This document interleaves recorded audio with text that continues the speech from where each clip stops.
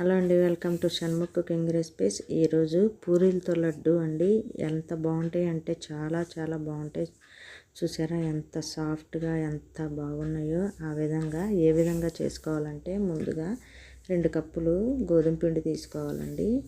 గిన్నెతో అనమాట. మనది ఏదైనా కూడా నేను ఆ పెద్ద దాంతో తీసుకున్నాను అనమాట. 2 కప్పులు తీసుకొని అందులో కొద్దిగా వాటర్ పోసుకొని మనము మరీ చపాతీ పిండిలాగా కాకుండా కొంచెం పూరీ పిండి అంటే కొంచెం గట్టిగా ఉండాలండి. ఇవి గట్టిగా ఉండేటట్టుగా కలుపుకోవాలి. పిండి మరీ సాఫ్ట్గా కాకుండా ఈ విధంగా కలిపేసేసుకొని మనము ఒక గిన్నెలోకి ఈ విధంగా కలుపుకోవాలన్నమాట.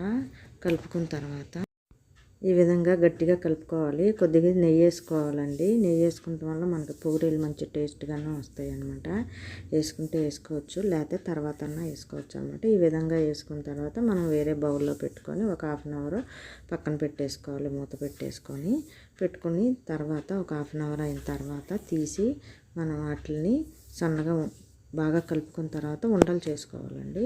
ఈ విధంగా ఉండలు చేసుకొని అన్నీ వేరే గిన్నెలోకి తీసుకోవాలి.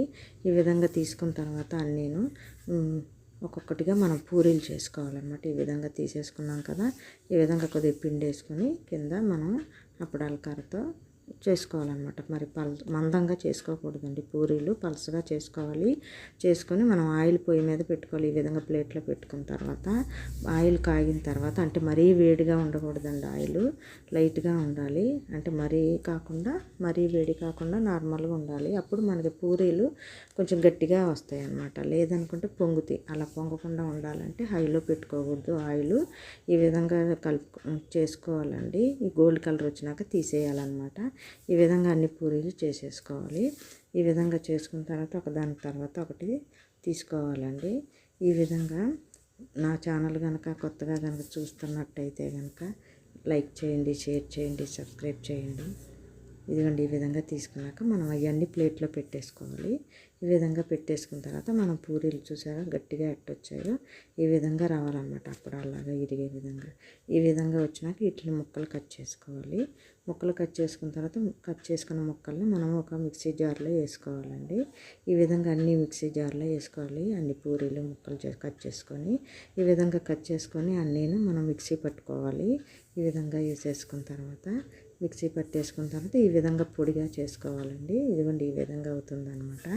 ఈ విధంగా అయినాక చూసారా మనం పట్టుకుంటే కొంచెం ఇదిగా ఉండదు, బరక్గా ఉంటుంది అనమాట. ఆ విధంగా ఉన్నాక దాన్ని తీసేసి మనం వేరే గిన్నెలోకి తీసేసుకోవాలి. ఈ విధంగా తీసేసుకున్న తర్వాత దీంట్లోకి షుగర్ వేసుకోవాలండి. ఆ మిక్సీ జార్లోనే షుగర్ వేసుకోవాలి. 1 కప్పు అనమాట. అంటే నేను 1/4 కప్పు వేసాను. లేదనుకుంటే ఎక్కువ తినేవాళ్ళు కొంచెం ఎక్కువ వేసుకోవచ్చు. ఈ విధంగా వేసుకున్న తర్వాత అందులో 2 ఇలాచీలు కూడా వేసుకోవాలి. వేసుకోవటం వల్ల మంచిగా ఉంటాయి, మంచి స్మెల్ వస్తాయి కదా లడ్డూలు. ఈ విధంగా వేసుకున్న తర్వాత ఈ పొడిని కూడా అందులో కలిపేసుకోవాలండి. ఈ విధంగా కలిపేసుకున్న తర్వాత మనము మొత్తం కలిపేసుకున్న తర్వాత నెయ్యి పెట్టుకోవాలి. నెయ్యి కాసుకున్నది పెట్టుకొని మనము ఒక్కొక్క లడ్డూకి కొద్దిగా నెయ్యి వేసుకోవాలన్నమాట. ఎక్కువ నెయ్యి కూడా ఏం పట్టదండి. కొద్దిగా వేసుకొని ఒక్కొక్క లడ్డూకి కొద్దిగా వేసుకొని లడ్డూలు చేసుకోవాలి. ఈ విధంగా చేసుకొని అన్ని బౌల్లో పెట్టుకోవాలి. అలాగే మొత్తం అన్ని లడ్డూలు చేసుకోవాలన్నమాట. ఇది అసలు చాలా చాలా రుచిగా ఉంటుందండి. నోట్లో వేసుకుంటే కరిగిపోతూ ఉంటుంది. ఆ విధంగా కానీ చేసేటప్పుడు చాలా జాగ్రత్త అండి, ఇరిగిపోతూ ఉంటుంది. చాలా జాగ్రత్త చేసుకోవాలి. చూసారా ఎంత బాగున్నాయి. ఈ విధంగా అన్ని లడ్లు ఒక దాంట్లోకి వేసుకుంటే అసలు చూడండి ఎంత బాగున్నాయో. ఇది తింటే చాలా బాగుంటుందండి. చాలా చాలా బాగుంటాయి. చూసారా ఎంత సాఫ్ట్గా ఎంత మెత్తగా ఉన్నాయో. నోట్లో వేసుకుంటే కరిగిపోతాయి అన్నమాట. ఆ విధంగా చేసుకోండి. ఇది కనుక మీకు నచ్చినట్టయితే లైక్ చేయండి, షేర్ చేయండి, సబ్స్క్రైబ్ చేయండి.